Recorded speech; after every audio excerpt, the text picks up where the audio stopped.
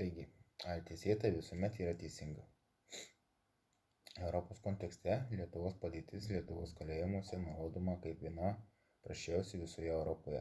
Į tai atsižvelgdama Lietuvos Respublika ėmėsi iniciatyvos keisti nuteistųjų asmenų padėtį ir ėmėsi kurti resocializacijos taisyklės nuteistiesiems, kurios turėtų palengvinti įkalinimo sąlygas bei leistų efektyviau socializuotis bei integruotis į aktyvų socialinį gyvenimą.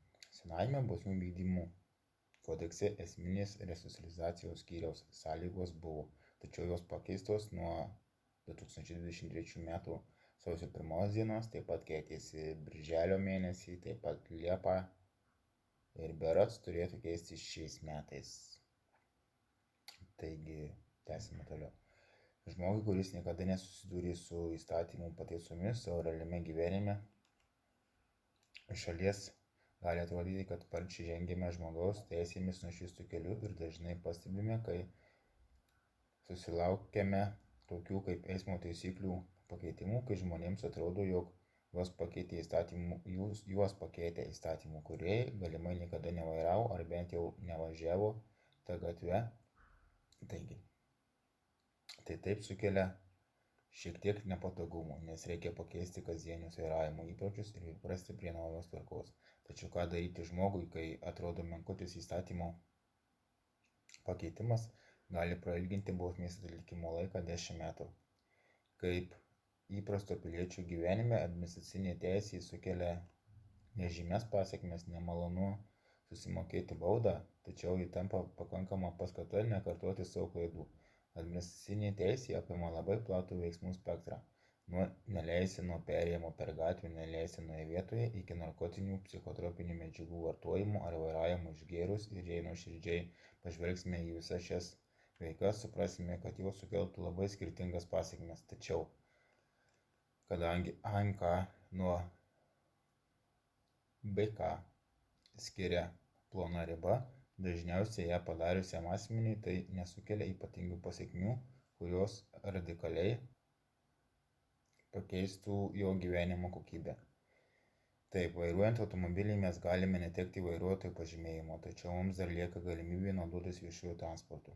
Pavartojus narkotinių medžiagų ir nubaustam už tai galima netekti sociumo palaikymo, galime netekti darbo, tačiau žinodami, kad asmens duomenų įstatymas apsaugos, galime susirasti naują darbą ir taip atstatyti savo gerbūvį ir poziciją. Kaip žinote, už gerą elgesį nuteistas žmogus pagal bausmių vykdymo kodeksą bei resocializacijos planus turi galimybę būti paleistas anksčiau laiko. Ir pats BVK įstatymas skatina nuteistąjį įsidarbinti laisvėje ir aktyviai integruotis į socialinį gyvenimą, taip apsaugant jį nuo ateityje grėsinčios bedarbystės, slogios emocinės būsenos, nusikaltimų atlikimo tikimybės, visuomenės kritikos bei atmetimo dėl padarytos nusikalstamos veikos.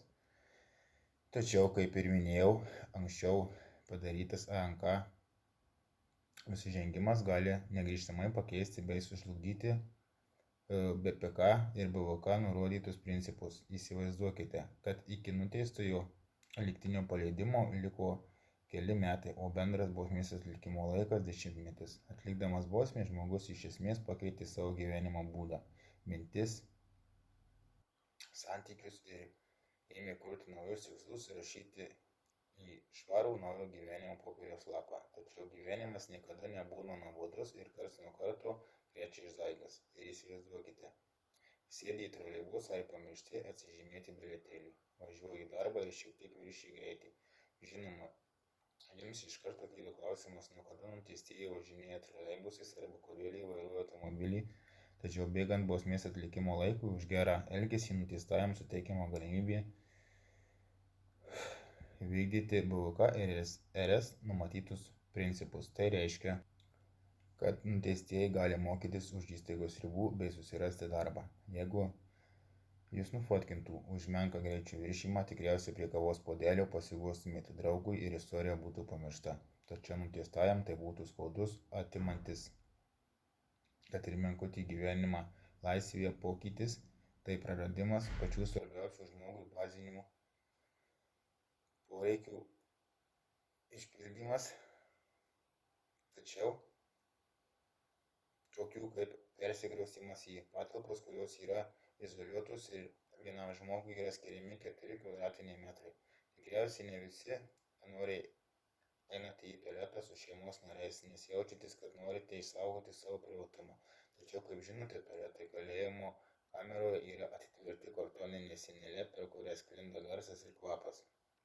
Galbūt dalis iš jūsų pagalvos, nieko tokio, patys kalti, o dalis nustebsite, kad gyvendami Europos viduryje nuteistiesiems žmogaus orumo atitinkančių nutarimų sąlygų ir dabartinės teoriškai atitinka Lietuvos Respublikos teisės aktus kaip tinkamo žmogui. Dažniausiai nuteistuosius asocijuojame su agresyviais ir destruktyviais charakteriais. Nuteistieji, tačiau moneta turi dvi pusės. Sugrįžkime kelerius metus atgal į pasaulį užklupusią pandemiją.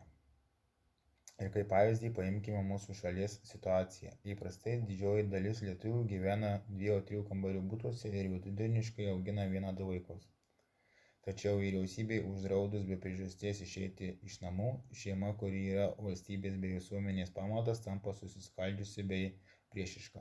Ir kasgi gali paveikti žmonės, kurie vienas kitam yra patys brangiausi. Tikriausiai mintyse užpulsite mane. Kaip galiu būti toks nesupratingas, juk tai laisvės apribojimas, juk nuo seno antikos poetai aiškino dėl nugėrimą gėrį, tam dėkoti turi, nors esame su brangiausiais žmonėmis, jausdami jiems pačius šilčiausius jausmus, tačiau vis vien norime išsaugoti savo individualumą, laiką bei erdvės privatumą. Kyla visiškai natūralus bei pagrįstas noras būti tiesiog su savimi. Jei domėjotės pandemijos metu padarytą statistiką visame pasaulyje, neįskiriant Lietuvos, pagausėjo smurto bei seksualinės prievartos atvejų artimoje aplinkoje. Įvairių ilgalaikio emocinio pobūdžio sveikatos problemų, tikriausiai nei vienas su manimi sutiksite, kad užsitęsusi treningų bei pižamų vakarėlį su didžiausiu džiaugsmu iškeitėte į prieš tai metai iš metų keiksnotą darbo ir buities rutiną. Kodėl žmogus tampa agresyvus, suvaržytas tik keliems mėnesiams? Kodėl negeba susitvarkyti savo emocijų dėl išorinių aplinkybių, praradę darbą ar negebantys laiku sumokėti būstų kreditų? Į šios klausimus jums atsakyti ir atsakymų pateikti negaliu. Nes tiesiog atsakymus turite susirasti patys. O gal tiesiog interpretuojant pasakysiu, jog tiesoje draugų nėra, tačiau nuoširdžiai paprašysiu jūsų pagalvoti, kiek įkalinimo sąlygos negatyviai veikia nuteistojo elgesį, išprovokuoja prigimtinius gynybinius instinktus tam, kad užsitikrintų savo išgyvenimą. Amoralių pavyzdžių, tokių kaip svaigalų naudojimas, neduosiu, tačiau kaip pavyzdį paimkime, kad jeigu jūs šiandien nubaustų viršijus greitį ar neleistinoje vietoje, perėjus gatvę ar ką nors įžeidus viešoje vietoje, būtumėte automatiškai be svarstymo ar galimybės pasitaisyti grąžinti į pandemijos sąlygas. Tačiau net ir grąžinti jūs turėtumėte daugiau privilegijų nei nuteistieji. Galėtume dirbti online ir norimo maisto produktus užsisakyti internetu, bet ar norėtumėte ten sugrįžti? Ar prisimenate, kaip paskutinį kartą valgyti ligoninės maistą? Dalis jūsų pasakys, kad jis labai geras. Ar norėtumėte jį valgyti 10-metį, kai dėl nereikšmingų ANK pažeidimo galėtumėte tiesiog sėkmingai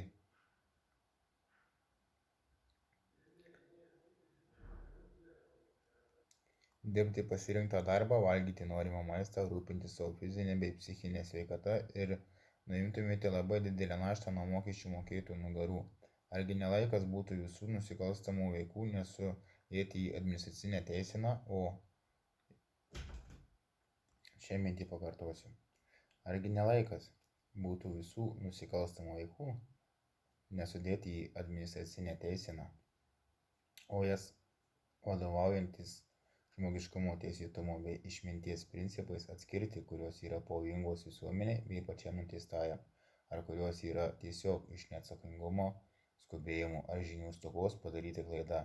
Ne. Juk dabar mes internete girdime tiek daug seminarų, kuriuose teigiama, kad klaidų mes nedarome, juk tai tik mūsų žmogiškojo gyvenimo patirtys.